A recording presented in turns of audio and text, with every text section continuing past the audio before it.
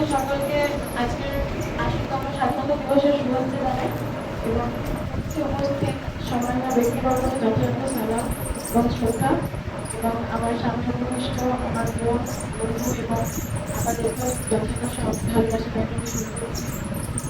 তো মাধ্যমিক ২০২৬-এ আমি পড়াশোনা শুরু হয়েছে তাদের সপ্তম স্থান অধিকার করেছি এবং অবশ্যই এটা কোনো দৈবিক ঘটনা না বা হঠাৎ করে দিয়েছে এরকম কোনো ব্যাপার না। অবশ্যই আমাকে খাটতে তো হয়েছে, হার্ডওয়ার্ক ছাড়া তো কখনোই কোনো কিছু অ্যাচিভ করা পসিবল না। যদি ট্যালেন্ট 75% থেকে হার্ডওয়ার্ক 25% থাকে তাহলে তুমি যে সফলতা অর্জন করবে, যদি তোমার ট্যালেন্ট 90% থাকে তাহলে কিন্তু পারবে না। হার্ডওয়ার্ক অবশ্যই জরুরি এবং আমিও করেছি আলহামদুলিল্লাহ এবং তার ফলও পেয়েছি।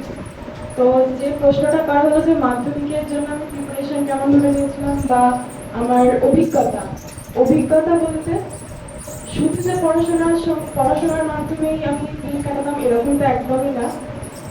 পড়াশোনার পাশাপাশি সবই করতে হবে, কিন্তু মেন ফোকাস বা ডিটারমিনেশন যেটা সেটা শুধুমাত্র আমার পড়াশোনাকে টার্গেট করেই রাখবো।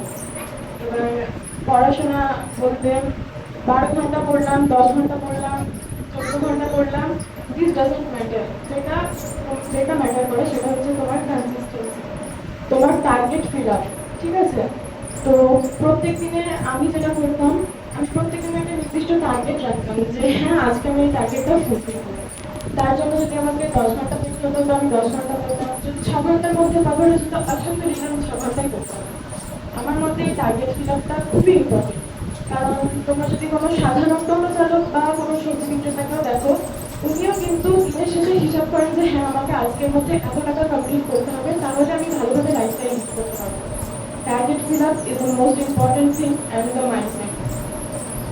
আরেকটা জিনিস যেটা না বললে নয় সেটা হচ্ছে কনসিস্টেন্সি মানে যেটা কি, সেটা হচ্ছে ধারাবাহিকতা। অর্থাৎ তুমি একদিন 14 ঘন্টা পড়ে নিলে, তারপরে দিন 1 ঘন্টা 2 ঘন্টা পড়লে, কারণ তুমি ভাবলে কালকে তুমি অনেকটা পড়ে নিয়েছে বা কভার হয়ে গিয়েছে। এটা একদমই ভুল। কনসিস্টেন্সি তোমাকে মেনটেন করতে হবে। দরকার পড়লে তুমি প্রত্যেক দিন 6 ঘন্টা পড়ো, 5 ঘন্টা পড়ো, কিন্তু প্রত্যেক দিন পড়ো। এটা সেকেন্ড বিষয়। আর থার্ড বিষয় হচ্ছে যে রিভিশন। এটা তো সবাই শুনেছো, practice makes man perfect, but এটা আমরা খুবই কম অ্যাপ্লাই করি আমাদের নিজের লাইফে। এটা তুমি যত বেশি ইনকালকেট করতে পারবে তোমার লাইফস্টাইলের মধ্যে, তুমি তত বেশি এগিয়ে যাবে। কারণ একটা জিনিস ঠিক যে আমরা একবার করলে হয়তো হ্যাঁ অনেকের এটা মনে হতে পারে যে আমার তো একবার করলেই হয়ে যাচ্ছে, আমি বারবার পড়বো কেন, বোরিং ফিল হচ্ছে। বাট ওটাকে তুমি যতবার রিভাইজ করবে তত তোমার বেশি উন্নতি হবে। ওই একটা জিনিসকেই তুমি আরো বেশি ডিপলি জানতে পারবে।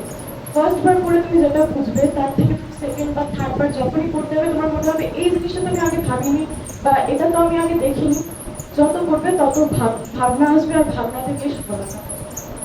তো আর তোমাদের আশা করছি তোমরাও যথেষ্ট ভালোভাবে পড়াশোনা করছো এবং যথেষ্ট হার্ডওয়ার্ক করছো। আর অবশ্যই ইসলামকে মেনটেন করতে হবে, কারণ তুমি যদি ইসলামকে না ধরে রাখো তাহলে তুমি দিনেও তো তোমার দিন দুনিয়া দুটোকে একসঙ্গে মেনটেন করতে হবে। তুমি দুনিয়া পালন করতে গিয়ে দিনকে যদি ছেড়ে দাও কখনোই সেটা সম্ভব না, কারণ আল্লাহ তাআলার রহমত থেকে বরকত থেকে তুমি বঞ্চিত হবে, সেটা তোমাকে দুনিয়াতে সাফল্য এনে দেবে। নামাজকে পাবন্দের সঙ্গে আদায় করতে হবে এবং যতদূর সম্ভব, কারণ নামাজকে যদি তুমি পাবন্দের সঙ্গে অ্যাটেম্প্ট করো তাহলে তোমার ডেইলি লাইফস্টাইলের মধ্যে একটা নির্দিষ্ট রুটিন বেসিক লাইফস্টাইল চলবে। সেক্ষেত্রে তুমি নিয়মানুবর্তী হবে, তুমি পাংচুয়াল হবে, নামাজের মধ্যে সমস্ত গুণিত আল্লাহ লুকিয়ে রেখেছেন।